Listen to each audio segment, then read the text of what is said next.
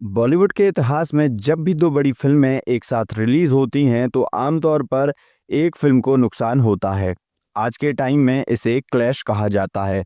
लेकिन 1982 में जब सिंगल स्क्रीन का दौर था, तब एक ऐसा रेयर केस देखने को मिला जहां एक ही महीने में रिलीज हुई दो बिल्कुल अलग फिल्में और दोनों ही बॉक्स ऑफिस पर कमर्शियली सक्सेस रहीं।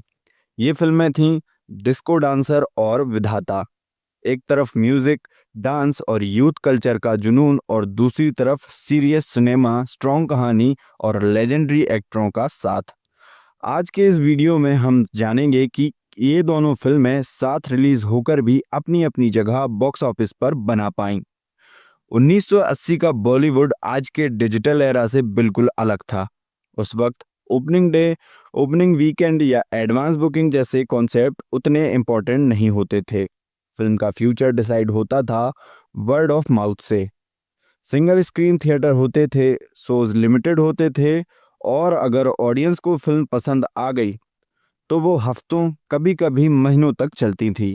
इसी एनवायरनमेंट के बीच डिस्को डांसर और विधाता एक ही महीने में थिएटर तक पहुंची। 1982 में रिलीज हुई डिस्को डांसर एक सिंपल सी कहानी पर फिल्म बनी थी। कहानी थी एक गरीब लड़के की जो अपने डांस के टैलेंट के जरिए अपनी पहचान बनाना चाहता था।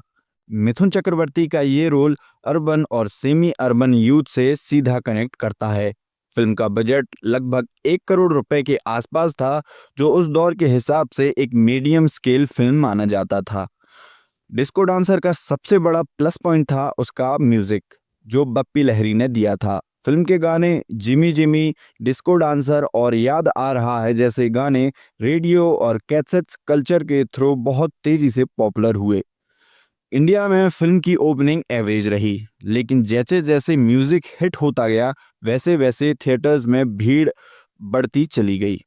इंडिया में फिल्म ने बॉक्स ऑफिस पर लगभग 5 करोड़ रुपए कमाए थे और ये फिल्म 1982 की टॉप ग्रॉसिंग फिल्मों में शामिल हो गई थी। लेकिन डिस्को डांसर की असली कहानी इंडिया से बाहर लिखी गई। Soviet union, Russia, middle east, Africa और ईस्टर्न यूरोप जैसे मार्केट में फिल्म को एक्स्ट्राऑर्डिनरी रिस्पांस मिला। वर्ल्ड वाइड लेवल पर डिस्को डांसर का approx total box office collection 100 crore रुपए माना जाता है, जो उस टाइम के इंडियन सिनेमा के लिए एक हिस्टोरिक अचीवमेंट थी। इसी वजह से डिस्को डांसर सिर्फ एक हिट फिल्म नहीं बल्कि वर्ल्ड वाइड कल्ट फिनोमेना बन गई। इसी महीने एक और फिल्म रिलीज हुई, विधाता। टोन और ट्रीटमेंट के मामले में विधाता डिस्को डांसर से बिल्कुल अलग थी। ये एक serious main stream drama film थी जिसमें इमोशन और पावरफुल परफॉर्मेंस पर फोकस था। फिल्म की स्टार कास्ट में दिलीप कुमार, संजीव कुमार, शम्मी कपूर और संजय दत्त शामिल थे। विधाता फिल्म का बजट लगभग 3 करोड़ रुपए के आसपास था, जो high scale multi starrer film का बनता है।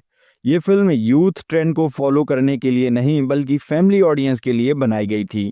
इंडियन बॉक्स ऑफिस पर विधाता ने ओपनिंग के बाद स्टडी और रिस्पेक्टेबल परफॉर्मेंस दी।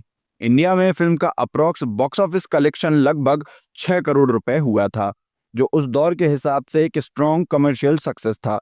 ओवरसीज मार्केट में भी विधाता को मिडिल ईस्ट और यूके जैसे टेरिटरीज में अच्छा रिस्पांस मिला। वर्ल्ड वाइड बॉक्स ऑफिस पर विधाता का अप्रॉक्स टोटल 8 करोड़ रुपए के आसपास बताया जाता है।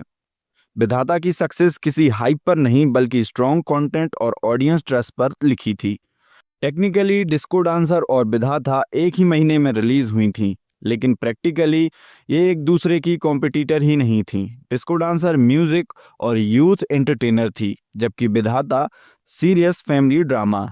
थिएटर में भी शोज का पैटर्न अलग था, अलग ऑडियंस, अलग एक्सपेक्टेशन और अलग व्यूइंग एक्सपीरियंस। इसी वजह से बजट और स्केल का डिफरेंस के बावजूद दोनों फिल्में प्रॉफिटेबल रहीं और किसी एक ने दूसरी का बिजनेस नहीं घटाया। डिस्को डांसर और विधाता ये साबित करती हैं कि बॉक्स ऑफिस सक्सेस का सिर्फ एक फॉर्मूला नहीं होता। एक फिल्म लो बजट में वर्ल्ड वाइड ब्लॉकबस्टर बन सकती है और दूसरी फिल्म हाई बजट के साथ डोमेस्टिक ऑडियंस के भरोसे स्ट्रॉन्ग बिजनेस कर सकती है। 1980 का बॉलीवुड सिर्फ फिल्में नहीं बनाता था बल्कि ऐसी कहानियां छोड़ जाता था जो आज भी बॉक्स ऑफिस डिस्कशन का हिस्सा हैं।